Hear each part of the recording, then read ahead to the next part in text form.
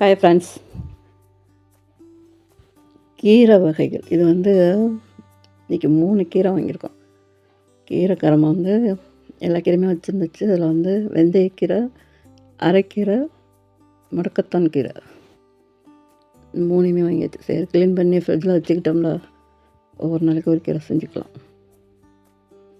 எல்லாமே க்ளீன் பண்ணணும். ஆடு மாடு சாப்பிட்றதெல்லாம் நம்மளை சாப்பிட சொல்கிறாங்க. ஆனால் நம்ம ஆடு மாடையே சாப்பிட்றோம். எப்படி இருக்குது பாருங்க. கறி மீன் சாப்பிட்றது அது ஒரு வகையில் நன்மை தான், நல்லது தான். ஆனால் நம்ம அதையும் சாப்பிட்லாம். அதுலேயும் ஒரு சத்து கிடைக்கிது நமக்கு. அது எல்லாருமே சாப்பிட்றாங்க. இயற்கையாக அதாவது உயிர் இது கொலை பண்ணி சாப்பிட்றாங்கன்ற ஒரு பேர் இருந்தாலும் அது இயற்கையில் நடைமுறையில் எல்லோரும் சாப்பிட்றதுனால அது ஒன்றும் பண்ண முடியாத சூழ்நிலைக்கு ஆயிடுச்சு. இருந்தாலும் அதையும் சாப்பிட்டுக்கலாம். இந்த மாதிரி கீரை வகைகள், காய்கறி வகைகள், பழங்கள் இயற்கையாக நமக்கு கிடைக்கிற மருத்துவ குணமில்ல எத்தனையோ அரிய வகை மூலிகைலாம் இருக்குது. அதெல்லாம் ஒன்று ஒன்றா தேடி தேடி கண்டுபிடிச்சி சாப்பிடணும் இப்போ உள்ள காலத்துக்கு. அப்போ எல்லாமே நம்ம முன்னோர்கள் அதை உணவில் சேர்த்துக்கிட்டாங்க. இப்போ பலகீரைன்னு சொல்லிட்டு எங்கள் பாட்டி இருக்கிற காலத்தில், எங்கள் பாட்டிலாம் இறந்துட்டாங்க. இருந்தாலும் அவங்க இருக்க காலத்தில், நான் 90க்கு மேலே உள்ள பாட்டியை சொல்கிறேன்.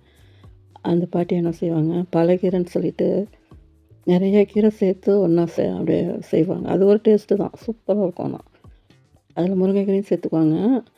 பல கீரைன்னு அதில் எவ்வளோ 10 வகை கீரையாவது சேர்ப்பாங்க. அதில் இந்த முடக்கத்தான் கீரையும் ஒன்று. நாங்கள் சின்ன பிள்ளையா இருக்கையில் பார்த்துருக்கோம். முடக்கத்தான் கீரை அது காட்டில் என்ன வயலில் இருக்கும், என்ன கீரைன்னே சொல்ல முடியாது. வரப்பு ஓரத்துலலாம் அந்த ஒரு கீரைங்க இருக்கும். எல்லா கீரையுமே ஒன்றா ஆஞ்சு அதை சுத்தம் பண்ணி என்ன செய்வாங்க, கழனி ஊற்றி சின்ன வெங்காயம் நிறையா போட்டு காஞ்ச மிளகாயெல்லாம் போட்டு சூப்பராக வைப்பாங்க. அது எப்படி வைப்பாங்கன்னு இதுக்குன்னு சும்மா சிம்பிளாக தான் வைப்பாங்க. ரொம்ப நம்மளாட்ட இப்போ என்னென்னமோ மசாலா சேர்த்து எப்படியோ வர்ணித்து சமைக்கிறோம். இருந்தாலும் அந்த வாசனை, டேஸ்ட்டு எதுவுமே வர மாட்டேங்குது. அவங்க போகிற போக்கில் அரிசியை களைஞ்ச தண்ணியை அடுப்பில் வச்சு கொதிக்கும் போது சின்ன வெங்காயத்தை போட்டு காஞ்ச மிளகாயை போட்டு அப்படியே அந்த அனலில் தான் போட்டு போவாங்க. அந்த நெருப்பு அடுப்பு இருக்குது பார்த்திங்களா, அந்த அனலில் தான் கிடக்கும். அது சமைச்சி இறக்கி அதை மெனக்கட்டு ரெடி பண்ணிட்டுலாம் போக மாட்டாங்க. அது எல்லாத்தையும் போட்டு மண் சட்டியில் எல்லாத்தையும் போட்டு கீரை அள்ளி வச்சு உப்பள்ளி போட்டு அப்படியே முடிச்சுட்டு போயிடுவாங்க. சாப்பிட போகும்போது தான் எடுப்பாங்க. அப்படியே அந்த நெருப்பு அனலில் தான் இருக்கும். அது அவ்வளோ சூப்பராக இருக்கும் அந்த சாப்பாடு. அந்த மாதிரி அந்த வாசனையே இப்போ எதுவுமே வர மாட்டேங்குது. முருங்கைக்காய் போட்டு சாம்பார் வச்சா நம்ம வீட்டில் முருங்கைக்காய் சாம்பார், மாங்காய் சாம்பார்னு பக்கத்து வீட்டுக்காரங்க கண்டுபிடிச்சிடுவாங்க.